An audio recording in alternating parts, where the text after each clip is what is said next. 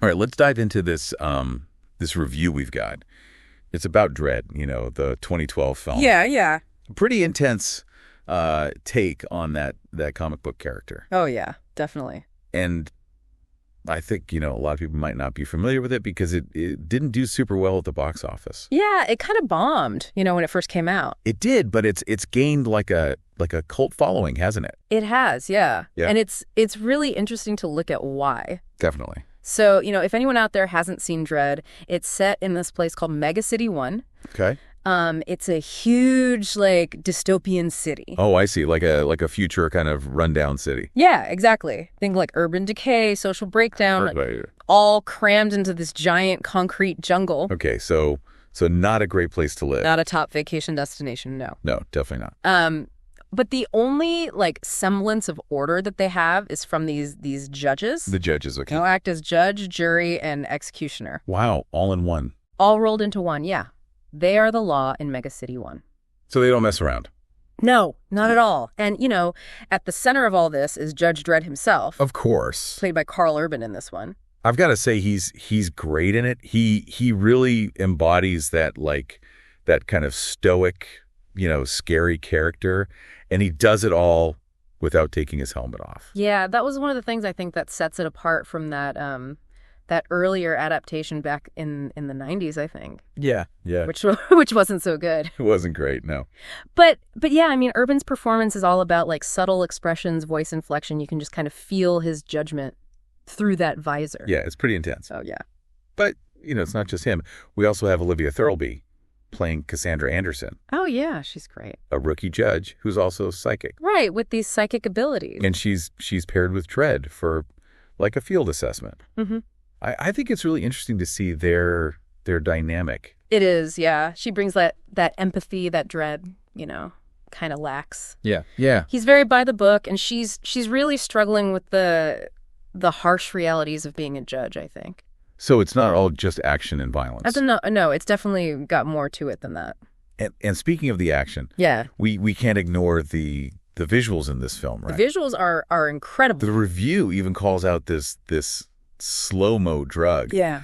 It creates these crazy slow motion scenes during the action. Yeah, it's really interesting because it's not just a gimmick. They're using it to show you the perspective of someone who's high on this drug. Right. You're seeing this violence in a very distorted, almost dreamlike way. Like a hallucination. Yeah, like a hallucination. And I think it raises some pretty thought-provoking questions about desensitization to violence and how we perceive things. Yeah, that's a good point. It's not just about making things look cool. Yeah. It's about adding to the story. And I think, it's not just the visuals that are effective, but the sound design, too. It really puts you in that world. The sound design is amazing in this. I love the score. It's very electronic, and it creates this really, uneasy feeling that just fits perfectly with that whole cyberpunk vibe. Yeah. And then they use these distorted audio effects for those slow-mo scenes. It's like you're hearing everything as if you're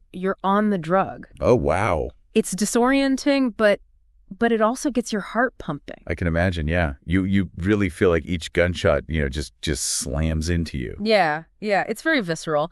But, it's not all style and spectacle, this film. Right. The story itself is actually quite contained. Almost everything happens inside this one building, this huge tower block called Peachtrees. Oh, 200 stories high. It's basically a massive slum.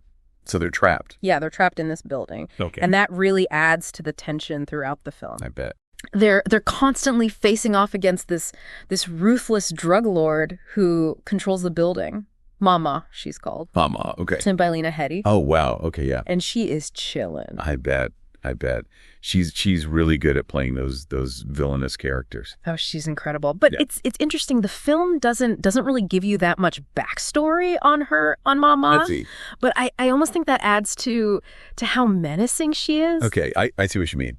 She's just this force of nature, this embodiment of chaos and brutality, and you're left wondering, what happened to her? Yeah, what made her that way? Exactly. So you got these really, really fleshed out characters and this really interesting setting, this oppressive setting, mm-hmm. And these amazing visuals. Yeah. But what about the themes? Oh, yeah.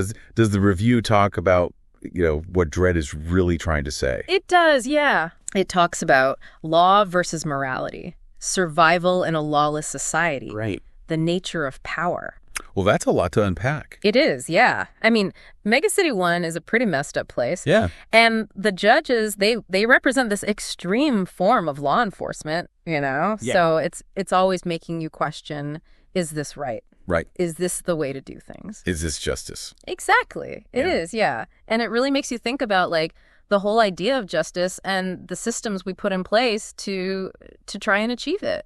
It's not a simple answer. No, not at all. And I think that's what makes this film so interesting. Right. You've got to kind of confront those difficult questions. Yeah. But, you mentioned that some critics thought the scope of the film was a little limited, that it all takes place in this one building.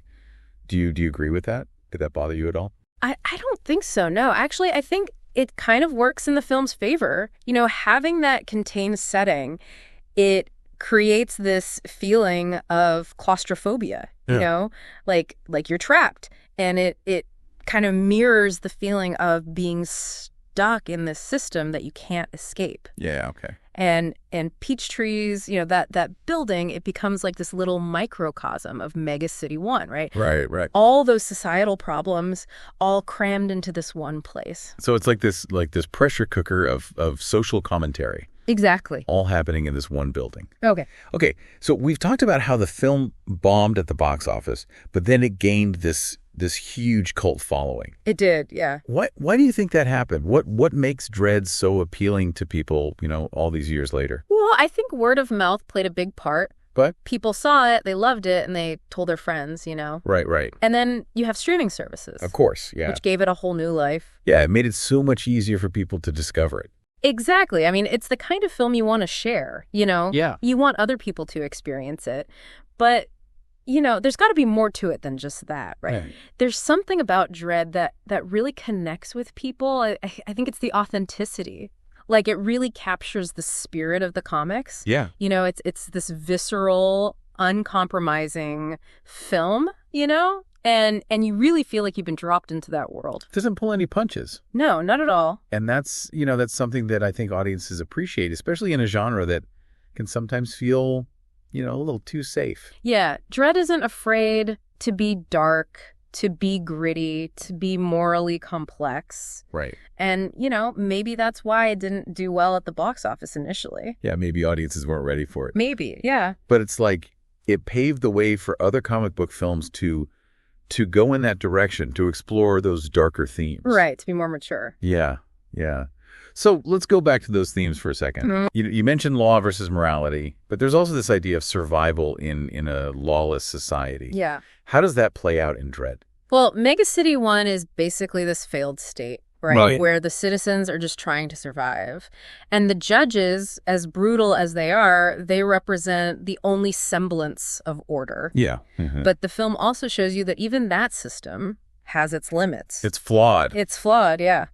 There are these gray areas where even the strictest rules don't always apply. Right, and it makes you think about what you would do in that situation, right? Exactly. Like, would you stick to the law even if it meant, going against your own morals? Oh. Or would you try to find a different way to survive? And that's where Cassandra Anderson comes in, right? Right. She's struggling with that exact dilemma. She wants to follow the rules, but she also has this strong sense of empathy. So she's kind of challenging Dredd's whole worldview.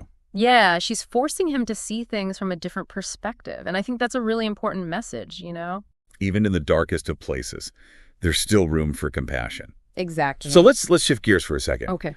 The review praises the film's visuals and sound design. We talked about those a bit already, but I'm curious, what were some of the moments that really stood out to you?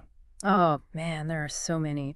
But the slow motion sequences, I mean, they're just incredible. The way they capture that distorted sense of time, Right. Like the bullets moving through the air. It's beautiful, but it's also disturbing. You really feel like you're experiencing it through the eyes of someone on Slo-Mo. And it's not just about being flashy. It's about telling the story, right? Exactly. Like the scene where they raid Mama's drug lab. I mean, that was just insane. Oh, yeah, that was intense. The slow motion, the sound effects, the music, it's like a sensory overload. It is, and it just pulls you right into the action. Yeah, you really feel the chaos. You know, you were talking about the music earlier. It's so effective. You know, it creates this constant tension. It's almost like another character in the film. It is, yeah. Like this ever-present feeling of unease that just hangs over everything. It's brilliant. Yeah, it really adds to the atmosphere of Mega City 1. Yeah. Okay, so before we wrap up our deep dive on Dredd, I want to talk about this whole idea of cult status. Okay.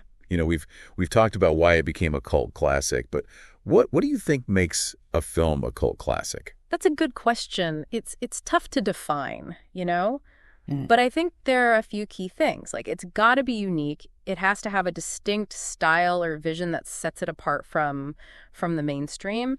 And Dredd, you know, with that brutal aesthetic it has, it definitely has that. Yeah, it's not like, you know, trying to be for everyone. It knows what it is and it just goes for it. Totally, yeah. And that leads to another thing. It's got to have a dedicated fan base, you know, those cult films. Okay. They often find their audience over time, through word of mouth or like online communities, people who watch it again and again. Yeah, it's like that. It's that feeling when you discover something and you're like, oh man, I found this hidden gem. Yes. And you just have to tell everybody about it. I want to share it, yeah. And that creates a community. Around the film. Yeah, like people who get it, you know? Yeah, it becomes more than just a film. It's like a shared experience. Absolutely. But what about like the content of the film? Do you think there are themes or things that kind of make a film more likely to become a cult classic? I think often those cult films explore themes or ideas that are a bit outside the mainstream, or, you know, they take familiar ideas but present them in a new way, a way that challenges people. Okay. Like Dredd, for example. Yeah. It tackles justice and morality and, you know, survival. But it does it in a way that's, you know, fun to watch, but also makes you think. It doesn't shy away from those, like, you know, dark or difficult parts of those themes. No, and it doesn't try to give you easy answers. It leaves you with questions, you know, things to think about afterwards. And that makes you want to discuss it. It does, yeah. To try to figure it out. And that's what keeps those films alive, those conversations. Okay, so we've talked about a lot, you know, about Dredd. Mm-hmm. We've talked about the themes and the visuals and the sound. Yeah. Even the impact it's had. What's the main thing you want our listener to take away from this deep dive? I would say if you're looking for a film that's visually amazing but also makes you think, something that will, you know, stick with you for a while, Dredd is worth watching. I mean, it's one of those films you can watch over and over again. Yeah, for sure. You always notice something new. Exactly. Yeah. And you might even, you know, become one of those Dredd fans yourself. You might, yeah. Spreading the word about this great film. You never know. So to finish up, here's something to think about. We talked about how Dredd didn't do well at first. Right.